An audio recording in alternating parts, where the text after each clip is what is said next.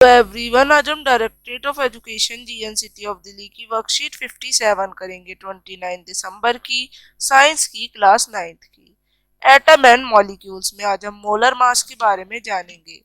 तो जिज्ञासा कीजिए, मोलर मास है क्या एंड ये डिफरेंट क्यों है मॉलिक्यूलर मास से। तो ज्ञान हम सब ने जाना दैट जो अमाउंट ऑफ मैटर होता है सब्सटेंस में, ये रिप्रेजेंट किया जाता है उसके नंबर ऑफ एटम और मॉलिक्यूल से rather than their मास से ज्यादा।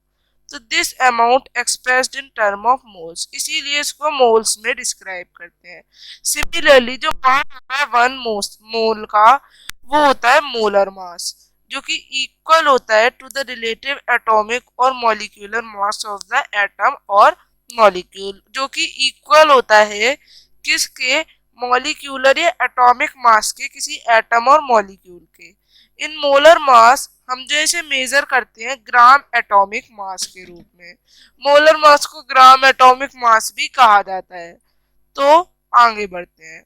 मोलर मास, द मास होता है जो पार्टिकल्स का in one mole of a substance, कहते हैं मोलर मास, जो कि इक्वल होता है मॉलिक्यूलर मास में ऑफ दैट सब्सटेंस।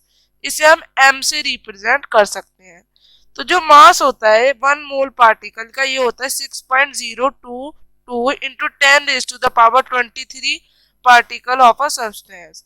तो जो मॉलिक्यूल मास होता है पार्टिकल का, ये ग्राम में होता है। जो मास होता है एक वन मोल का पर्टिकुलरली सब्सटेंस का, ये फिक्स्ड होता है। रिलेशन जो होता है बिटवीन नंबर ऑफ मोल्स, जो नंबर ऑफ मोल्स के बीच का रिलेशन होता है एन, जिसे हम कहते हैं मोलर मास का, ये होता है कि mass divided by molar mass होते हैं नंबर ऑफ मोल्स। अब हमें कुछ क्वेश्चंस करने हैं। मोलर मास ऑफ वाटर निकालना है और molecule mass of water H2O है। तो 2 into atomic mass of hydrogen, hydrogen के 2 एटम है और इसका किसका है, ऑक्सीजन का 1 है। तो 2 into atomic mass of H into 1 into atomic mass of O। तो 2 into 1, atomic mass of H कितना होता है 1 और एटॉमिक मास ऑफ ऑक्सीजन 16, तो 18 यू आंसर आएगा। अब मॉलिक्यूलर मास ऑफ वाटर होता है H2O और जो नंबर ऑफ मोल होते हैं 36 ग्राम ऑफ वाटर, कितने होंगे, ये जो है ये 18 ग्राम होंगे और मास कितने 36। तो नंबर ऑफ मोल निकालने का फॉर्मूला क्या होता है, मास बाय मोलर मास। तो 36 डिवाइडेड बाय 18, 2 मोल्स। अब जो नंबर ऑफ पार्टिकल्स है इन 88 ग्राम ऑफ कार्बन डाइऑक्साइड, तो मोलर मास कितना हो जाएगा, यहाँ पे मोलर मास निकालेंगे तो C 1 है कार्बन का और ऑक्सीजन के 2 है, तो निकाल लेंगे 44 ग्राम हो जाएगा। अब जो गिवन मास है वो 88G है, तो नंबर ऑफ मोल कितने हो जाएंगे, 2 मोल हो जाएंगे और नंबर ऑफ पार्टिकल्स कितने हो जाएंगे, इसको डबल कर देंगे ना, 2 मोल है, 1 मोल का होता है 6.022 इंटू 10⁻23, तो ये 12.00044 इंटू 10⁻23 हो जाएंगे।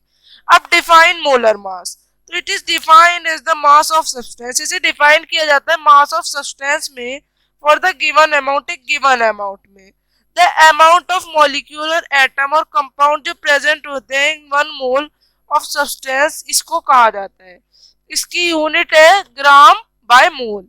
अब कैलकुलेट करना है मास 0.5 मोल ऑफ नाइट्रोजन गैस। तो एटॉमिक मास क्या होता है, 1 मोल का 14 यू होता है, तो 1 मोल का होता है 28 होता है ना, तो इसका कितना होगा, इसका हमारा होगा 14 ग्राम, आधा है ना वन मोल के, तो 14 ग्राम आपका आंसर आएगा। थर्ड, कैलकुलेट करना है मोलर मास HCl का। तो ये किससे बना है, ये जो है ये हमारा एटॉमिक मास होगा, इसमें एक H का एटम है और एक क्लोरीन का एटम है। तो हाइड्रोजन का एटम की वैल्यू क्या होती है 1 यू एंड क्लोरीन के 35.5 यू, तो 1 प्लस 35.5 यू 36.5 ग्राम मोल हो जाएगा। अब कैलकुलेट करने number of mole 48 gram of helium में। तो नंबर ऑफ मोल कैसे निकालते हैं, मोलिकुलर मास बाय किससे, मास से, तो ये आएगा 48/4, इस तरह से आप लिखेंगे। अब आगे कैलकुलेट करने हैं मोलर मास C2H6 का। तो हाइड्रोजन क्या होता है 1U और कार्बन 12U, तो 2 इंटू 12 प्लस 6 इंटू 1 30 आंसर आ जाएगा, 30 ग्राम लिख सकते हैं आप लोग। तो बच्चों इस तरह से आप ये वर्कशीट करेंगे। अब हम मिलेंगे अगली वर्कशीट्स के संग, तब तक के लिए बाय एवरीवन।